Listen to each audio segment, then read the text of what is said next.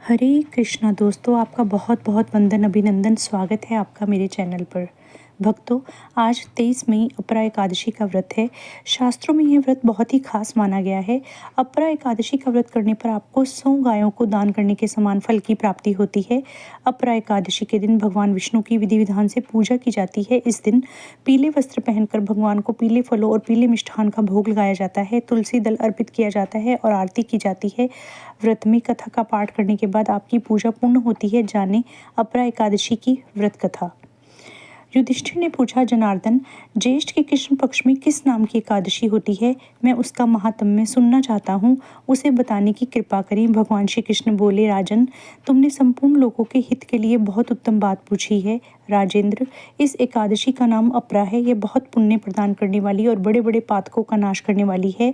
ब्रह्म हत्या से दबा हुआ, गौत्र की हत्या करने वाला, गर्भस्थ बालक को मारने वाला, पर निंदक तथा पर स्त्री लंपट पुरुष भी अपरा एकादशी के सेवन से निश्चय ही पाप रहित हो जाता है। जो झूठी गवाही देता, माप तोल में धोखा देता, बिना जाने ही नक्षत्रों की गणना करता और कूटनीति से आयुर्वेद का ज्ञाता बनकर वैद्य का काम करता है, वे सब नरक में निवास करने वाले प्राणी हैं। परंतु अपरा एकादशी के सेवन से ये भी पाप रहित हो जाते हैं। यदि क्षत्रिय अक्षात्र धर्म का परित्याग करके युद्ध से भागता है तो वह अक्षत्रिय योचित धर्म से भ्रष्ट होने के कारण घोर नरक में पड़ता है।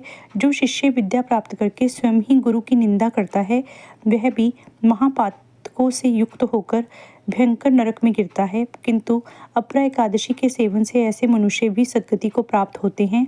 माघ में जब सूर्य मकर राशि पर स्थित हो, उस समय प्रयाग में स्नान करने वाले मनुष्यों को जो पुण्य होता है, काशी में शिवरात्रि का व्रत करने से जो पुण्य प्राप्त होता है, गया में पिंडदान करके पितरों की तृप्ति प्रदान करने वाला पुरुष जिस पुण्य का भागी होता है, बृहस्पति के सिंह राशि पर स्थित होने पर गोदावरी में स्नान करने वाला मानव जिस फल को प्राप्त करता है, बद्री का श्रम की यात्रा के समय भगवान केदार के दर्शन से तथा बद्री तीर्थ के सेवन से जो पुण्य फल उपलब्ध होता है, तथा सूर्य ग्रहण के समय कुरुक्षेत्र में दक्षिणा सहित यज्ञ करके हाथी, घोड़ा और स्वर्ण दान करने से जिस फल की प्राप्ति होती है, अपरा एकादशी के सेवन से भी मनुष्य वैसे ही फल प्राप्त करता है।